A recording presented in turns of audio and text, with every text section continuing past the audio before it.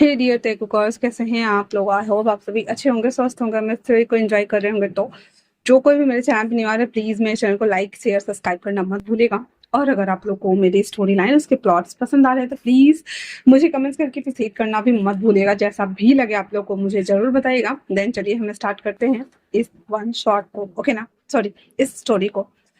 जहाँ पे last part में हमने देखा कि तेउंग को ना जियोन जंगकुक के ऑफिस में काम मिल गया था और नान ने ही उसे हायर किया था कि अगर घर पे ये दोनों शख्स आमने सामने नहीं आ रहे हैं एंड देन एक दूसरे से नहीं मिल रहे हैं तो मे बी शायद एक दूसरे को ये ऑफिस में देख सके और ऑफिस में जान सके।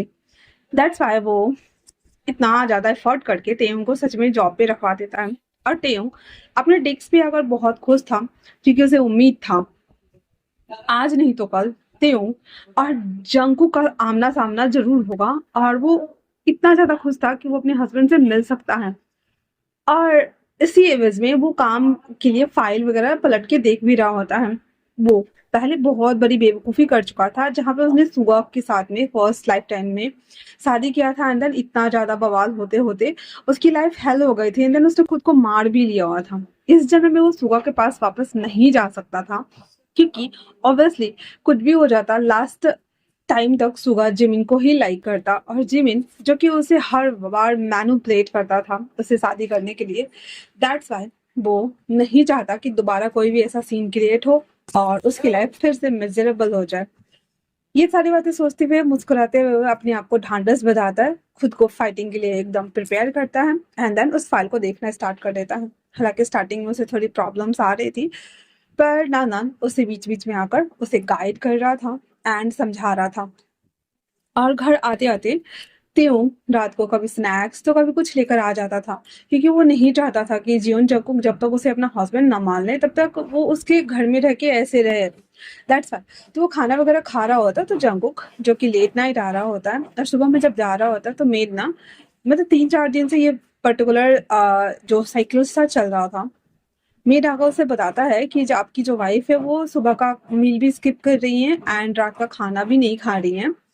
तो बताए आपकी हमें क्या करना चाहिए। जिन जंगकुक ऑलरेडी उससे बहुत ज्यादा गुस्से में ही था एंड देन चिढ़ा हुआ था ऑलरेडी, लेकिन फिर भी वो नहीं चाहता कि भाई उसके घर में कोई है तो भूखा रहे या भूखा मर जाए। दैट्स वाई वो उसे कहता है कि वो क्या चाहती हैं कि मैं उससे जाकर सॉरी बोल कर आऊं या कोई कार्ड लिख कर दूं। नाना अपने मन में कहता है तो एक बार आप मिल तो लो फिर आपको पता चलेगा ना।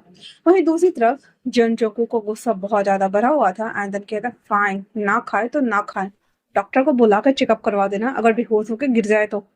इतना बोल जंकुक वहां से चला जाता है। हम नाना अपना सर पकड़ के बैठने का मन कर रहा था उसका, बिल खंबा लाओ मार लू मैं अपने सर को। ऐसे वाली हालत हो रखी थी उसकी बेचारे बंदे की। यार भाई एक बार तुम जाके देख तो लो तुम्हारा हस्बैंड कौन है एंड देन किससे तुम्हारी शादी हुई, लेकिन ना, ईगो स्टिक बन के घूमना है इस बंदे को। तो नानन बेचारा मुंह उठा करके और जन जंको को कार में बिठा देता है। अब ब्यूटीफुल आइज के साथ में देखते हुए कहता है बॉस, बॉस क्या ही होगा आपका।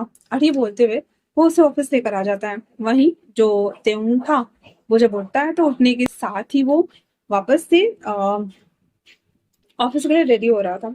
और ऑफिस के लिए रेडी होने के साथ ही वो वापस से नीचे आता है तो वो जो मेड थी ना, जो अभी जस्ट शिकायत लगा रही थी कि वो आपके हस्बैंड ना नाश्ता करके नहीं जाते हैं, तो आते ही वापस से पूछते हैं आप क्या नाश्ता करना चाहेंगे। तो त्यों उसे देखता है और कहता है आप आप मेरी जगह पे खा लो ना। बेचारे मेड का तो मुंह ही बन गया था और अपने मन में सोच रहा था अगर वापस से बॉस को पता चला और सच में ये इतने दिन से खाना पीना घर में नहीं खा रहे, बाहर खाकर आ रहे हैं क्या, तो उन्हें पता चला तो पता नहीं क्या ही होगा मेरा। वो दोबारा कहता है आ, आप खा लीजिए ना प्लीज। तो त्यों कहता है नो थैंक्स मैं नहीं खाने वाला।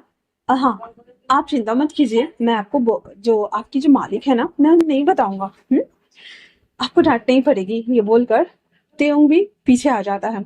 वहां से उसने अपने लिए राइडर बुलवाया हुआ था, जो स्कूटी वाले राइडर्स होते हैं उसे। आते ही उसे स्कूटी पे बैठ जाता है एंड देन उसके पीछे अब जस्ट हाईवे पे जो रेड लाइट एरिया होता है, रेड लाइट एरिया नहीं रेड लाइट ट्रैफिक यार ठीक है। तो रेड लाइट जो ट्रैफिक होता है ना वहां पे जब कार रुकती है जंजंको की तो तेउंग की भी स्कूटी रुकी हुई थी एंड देन वो उस स्कूटी पे बैठा हुआ इधर उधर देख रहा होता। दोनों की डेस्टिनी एक, मंजिल एक, रास्ता भी एक, लेकिन दोनों इतने अनजान कि एक दूसरे को देखना भी नहीं चाहते थे। और वो अपने अपने डेस्टिनेशन की तरफ ग्रीन लाइट होते ही वापस से चल पड़ते हैं।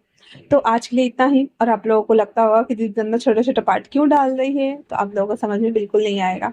आप लोग इसे अच्छे से एंजॉय करो एंड नेक्स्ट पार्ट का वेट करो। ओके ना।